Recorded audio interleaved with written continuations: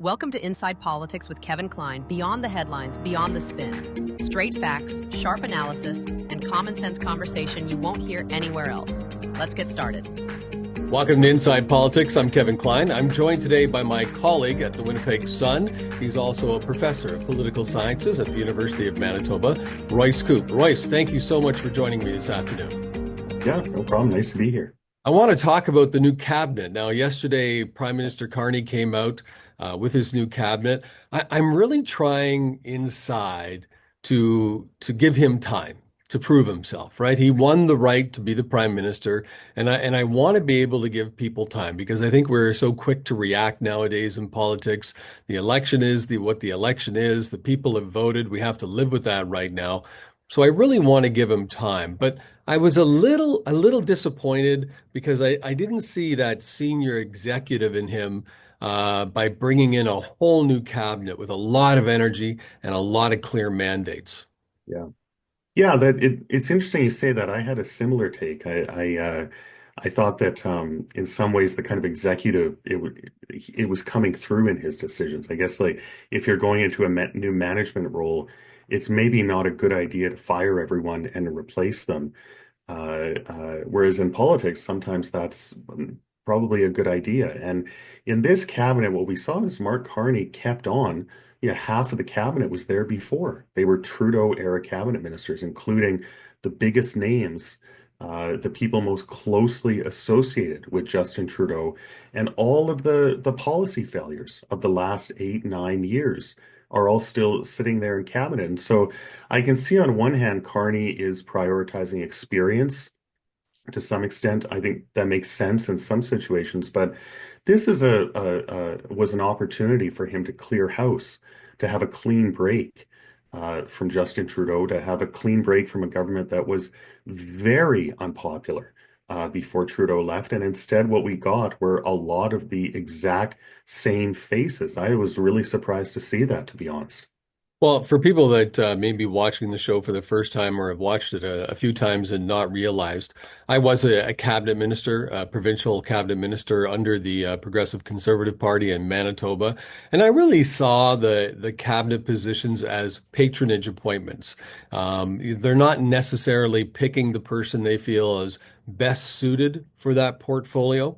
This is patronage appointments. This is a way to thank or acknowledge the support from certain members of your party that were there for you during the campaign to become leader and maybe even afterwards. And I saw a lot of that happening. I think I saw Evan Solomon, I hope I'm pronouncing that correctly, who was fired from the media, went to work at this online organization and has, promptly been put into the role of a cabinet. I'm not saying he's not qualified for that because I really don't know, but I thought that wasn't the executive leadership I was looking for from Carney. Yeah, yeah. I mean, a good example is Sean Fraser, Trudeau cabinet minister, minister of immigration, at the housing minister responsible for two of the biggest policy failures of the Trudeau era, some of the biggest policy areas disasters probably in the history of this country. He was retiring from politics. Carney actually convinced him to run again. He won, and now he's the Minister of Justice. It's I think the paradigmatic case of failing upwards. And it really kind of raises the question, what you said, Kevin, is there really no one else? Is there really not more talented people out there to actually fill these positions? People that'll bring something new, something innovative, something that we haven't had before? Apparently not. There were some good moves. I want to give him some credit, but you mentioned Evan Solomon. I don't know what qualifications does Evan Solomon bring? We also saw Gregor Robertson, who was mayor of Vancouver while the housing crisis really took off in British Columbia. He's now the housing minister. What was the rationale for this? It's very hard to understand the decisions that he made in this case. Now, do you think that, and maybe it's me, do you think what's missing is a cabinet minister dedicated to the crisis that we're having right now with the United States?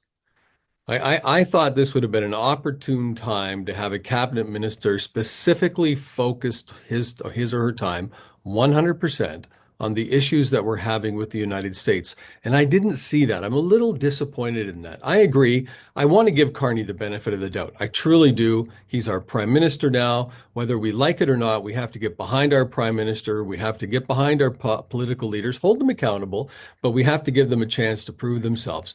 I thought that was a missed opportunity. I thought you would assign one person, even if it was in the secretary role. He appointed 10 different secretaries, something fairly new for prime ministers, but he didn't assign anyone specifically to be the talking head with the United States, be there every day, knocking on the door every day, talking to them every day, fighting for Canada. Is that a missed opportunity?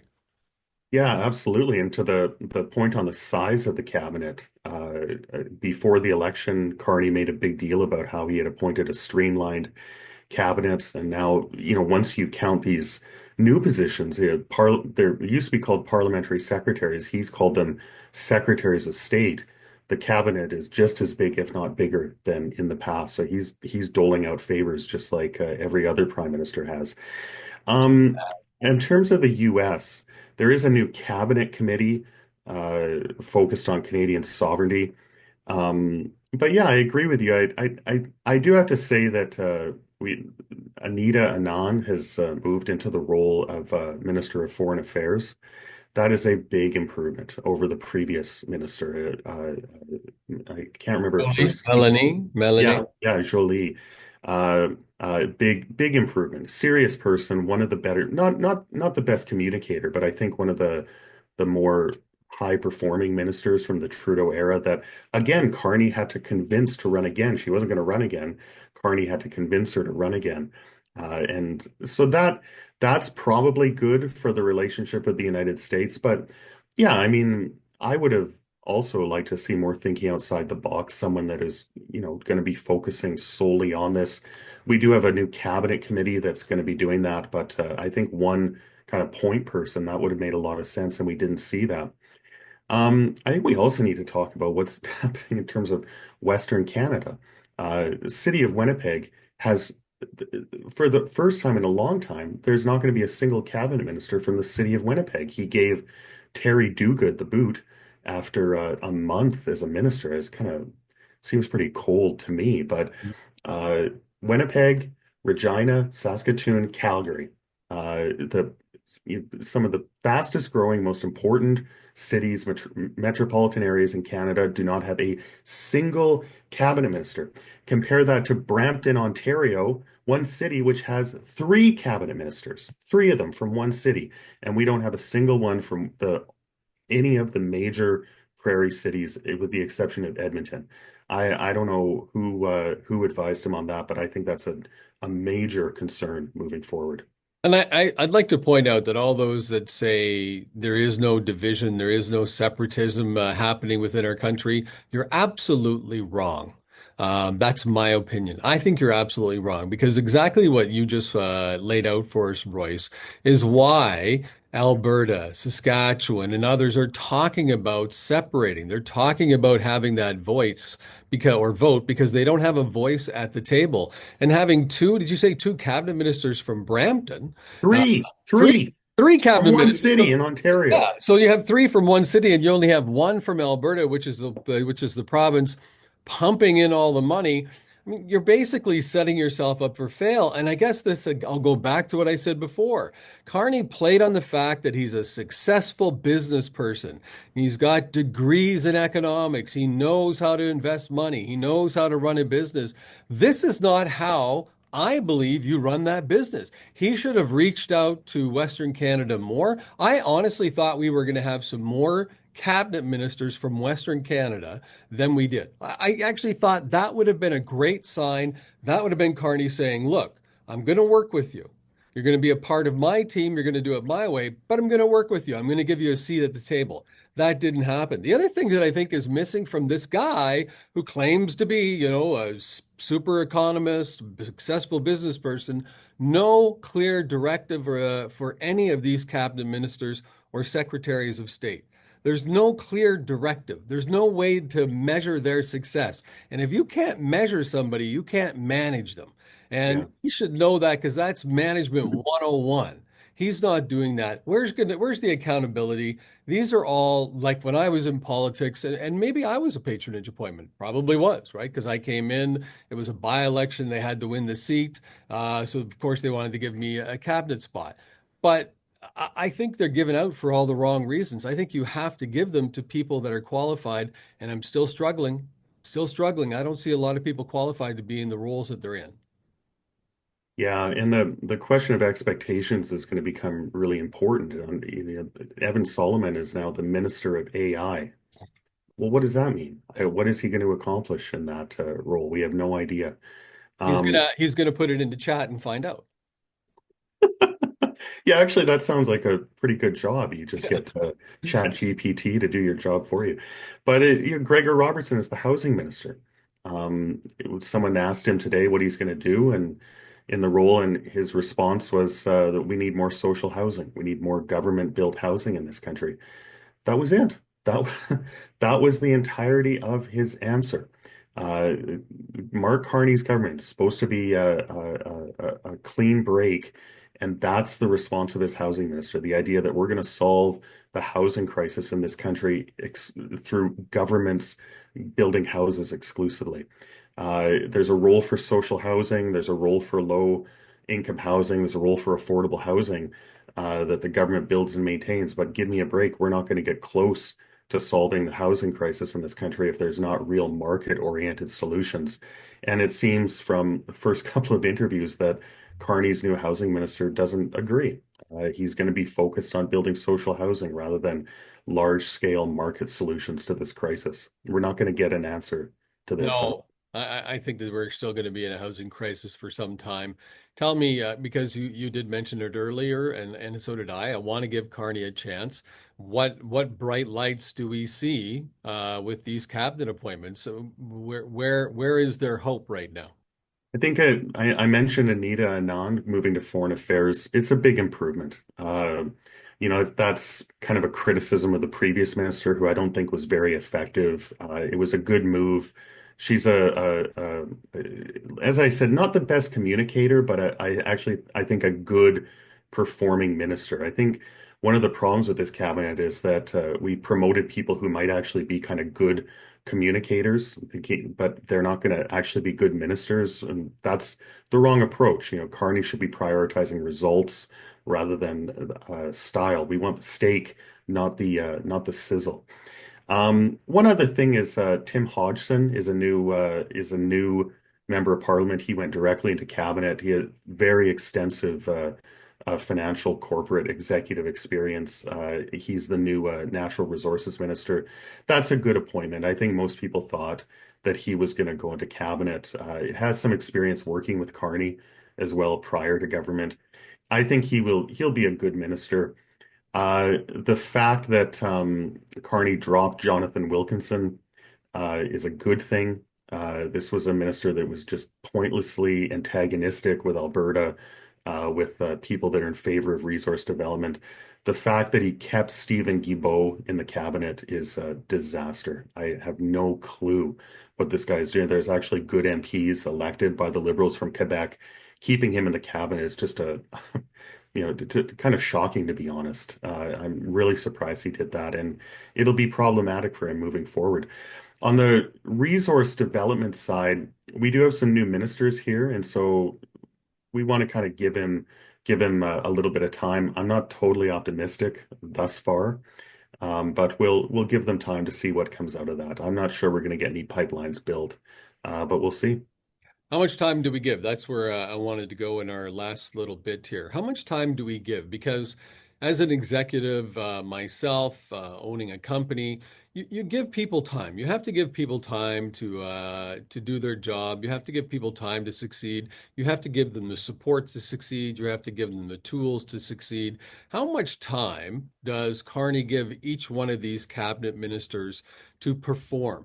Because that will dictate how much time they have in power, if you will. I mean, I think that the right now, sadly, and I disagree with both of them. The conservatives and the liberals are talking about giving the NDP, official party status. We keep moving the bar for politicians downward. We Yeah, keep moving the bar upwards for people that aren't in politics, and I think that's wrong. Rules are rules are rules. That's why we have laws. yeah, We have to follow the rules. They didn't make official party status. It is what it is, and they shouldn't get it again. They should be left where they are. But that aside, how much time do you give? Because I think people are watching closely. I mean, Pierre Poilievre is going to be a while before he gets into the parliament. You've got Andrew Scheer, who's a seasoned guy. He's going to be able to hold Carney accountable. He's going to be able to play that game very well. But Carney is supposed to be an executive, a very smart man when it comes to business. How long does he wait? Because I can tell you, if he made $100 billion investment in a company and people weren't even working towards the objectives that they put forward, he'd yeah. put money or he'd fire all the people. Will he do that when it comes to destroying Canada? Yeah, so he basically has a year where he can do what he wants to. The Bloc has said they're not going to vote to defeat the government for at least a year, and probably longer. The NDP is in really no position to defeat the government, but I think that he has a year to kind of do what he wants to direct and to look at what he gets out of these ministers. Um, a big question here is he going to fire ministers? A feature of modern Canadian politics is that ministers never leave. It doesn't matter how well you do or how badly you do, you're just there forever. And we saw that under Trudeau. There were ministers that clearly should have been fired. Some of them eventually were. They're kind of shuffled out of cabinet. But if Carney is as much of an executive, if he's as results oriented as he claims he is, he'll hold ministers accountable. And if they don't produce, he should probably replace them. I'm not really sure that's going to happen. I mean, I think a really important thing that people aren't paying attention to right now is that all of the things that kind of wrecked Justin Trudeau's popularity, all of the things that just dragged him into the basement, cost of living, inflation, affordability, home prices, problems with the immigration system, they're still there. They haven't been fixed. And so there's no reason to think that they're not going to eventually kind of wreck Carney's popularity as well. And so if we don't see real action on this stuff pretty quickly, we could see this government just absolutely fall in terms of its popularity. It could be a disaster pretty quickly. Every Canadian that was suffering a year ago is still suffering today. And in most cases, it's going to be worse. Now we've got tariffs. Now we've got Trump as well. And so the prime minister needs to act quickly, his cabinet needs to act quickly, and if not, we could see the Liberal Party facing a reckoning pretty quickly. But I'm wondering if the other parties will actually bring them down, right? Because they only need a couple of NDP supporters to hold them up. That's all they need. Three Yeah, of them. That's all they need. They need three people from the NDP out of their seven to say, yeah, I'm not going to bring down the government. I'm not ready to lose my job. I'm not ready to get back out there on the street and fight. I think the NDP is going to want to wait until they have a leadership, contest and they pick a leader. And then of course we've got Polyev that wants to get in there and change his image, which may or may not be a good thing. Time will tell, right? We don't want him to change entirely, but he does have to change. So I think you're right. I think Carney has some time to show what he's made of.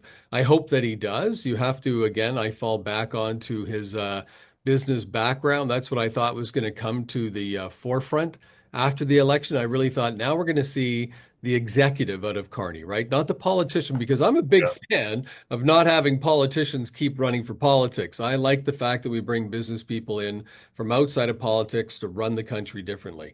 I just don't think I saw it with his cabinet appointments. I really want to give him time, but I need to see those kinds of changes. I need to see us focused on the yeah. issues at hand, and make those priorities, whether it's three at a time, pick the top three, focus on them and fix them, or it's two or it's one, it doesn't matter. But if we're going to get into, oh, we're going to do something for everybody and give a little bit of money to everybody, you're right. We're going to have another 9 years of what we just had, Trudeau 2.0.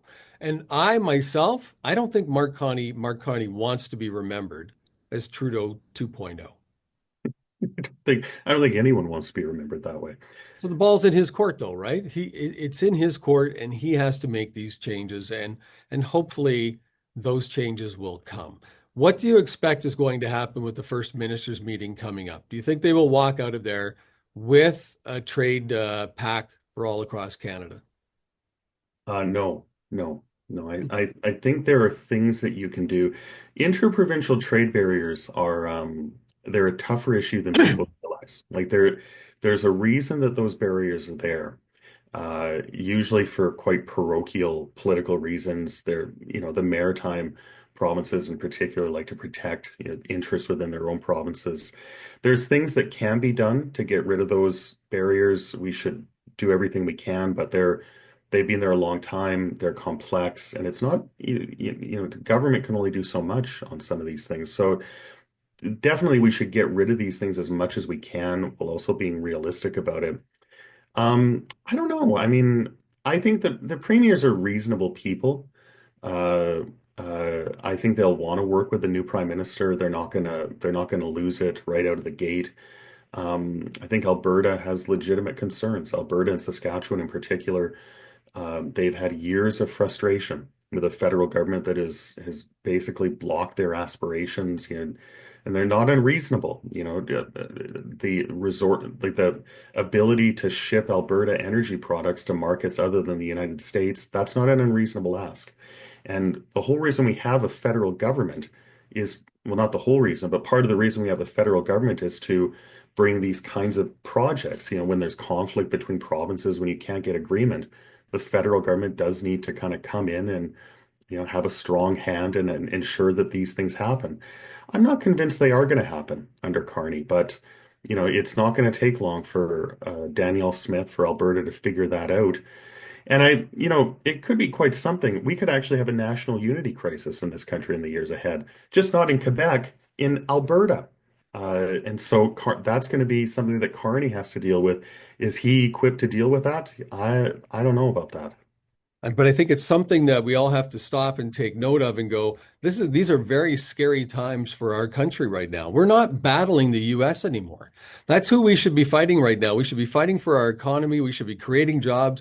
We should have salespeople knocking on doors of every manufacturer in the US saying, hey, come on up here, we'll give you a better deal. Or talking to countries abroad. Come on over here, we'll give you a better deal. Let us sell you our oil. We're not doing any of that. We're still focused on the same old stuff that we were 4, 5, 10 months ago, and that's not going to be helpful for us, my opinion. Yeah, yeah, I agree. Western separatist sentiment, who does it ultimately hurt? It hurts the Conservative Party. And so, it, I think the Westerners need to give federal politics another chance. I mean, if the Conservative Party is a pretty strongly pro-development party, pro-resource development party, they have to kind of invest effort into electing a pro-development party rather than looking inwards. It wasn't that long ago the West did that. They looked inwards. They created their own party, which is, it's been good in some ways in the long term, but it also led to 15 years of liberal government as we saw vote splits and Jean Chrétien and Paul Martin, laugh their way to the bank. They could win elections no problem on that basis. So I'm very cautious about this stuff. I think if you're concerned about these sorts of things, conservatives need to fight these battles in the Conservative Party rather than looking at other options. But it's very hard to control this stuff. It's working with nitroglycerin. It could explode in your hands. You don't know what's going to come of it. Very true. What do we anticipate this week? We'll wrap it up here. Are we looking for anything big to come out of this week? I'd like to see a regular update, a weekly update from our Prime Minister on what's happening with trade negotiations with the United States. I don't want to find out about it from X or whatever from Donald Trump. I want to see our government communicate directly to Canadians. I prefer they not do it on X because they're supposed to be supporting Canadian companies. I Yeah. prefer they send out messages through the media. I prefer all media just report the facts, but I'd like to see a weekly update. It doesn't matter to me what it says on the update. Give me a transparent report on what's happening with negotiations with the United States. So, Prime Minister Carney, that's what a leader does, in my opinion. That's what you want to do as an executive is tell people how you're doing. How's it going on the gridiron? Are you gaining yardage? Are you losing yardage? How far are you from a touchdown? You need to tell people because we don't need Trump coming out at the end of the day on X saying that he's made the greatest deal in the world and we find out about it that way. We need to know and we need to be a part of that. So I hope to see that in the coming weeks, and something that I hope on our show that we're going to follow because I'm hearing nothing, Yeah. nothing. Yeah, Carney, I think it's fair to say, doesn't have the most open communication style either. During the campaign, it was pretty disciplined. He actually suspended his campaign 3 times. It's the shortest campaign allowed by law, and he suspended his campaign 3 times to go back to Ottawa and kind of cloister with his ministers. But assign Um, somebody, right? Royce, just assign somebody to be your communications person for U.S. negotiations. That's all you need. Like somebody so like you or I or whatever, just somebody that can fill in the Canadian people on a regular basis with what's going on in the United States. What's the biggest fear in the world? The unknown. yeah, That's yeah. what I fear most. Yeah, he should also reconvene Parliament. I think, I guess that's probably not going to happen now until the fall, but if that could happen, Parliament has been closed now, prorogued for quite a long time. If he were I to thought they open were it, going back on the 29th. oh, I might have missed that. Yeah. I think if that's the case, that's great. I'd like to see that. I think Parliament needs to be in session, because that's when you get a lot of that communication. You get accountability in question period. So if that's happening, good. That's a good thing. Okay. All right. Well, we got lots to watch for our next episode. Thank you very much for watching today. Please like and follow this page. Tell your friends about it. Share the video if you'd like. And if there's some thoughts or some issues you think that our panel should be looking into, leave that in the messages down below. Believe it or not, I read all the messages, the good, the bad, the ugly. So please leave your messages, and that might help us discover a topic that is important to you. Royce, thank you very much for your time, and we'll talk to you later on this week. See you then. Thanks for watching Inside Politics with Kevin Klein. Please like and subscribe to this channel and visit thewinnipegssun.com for more.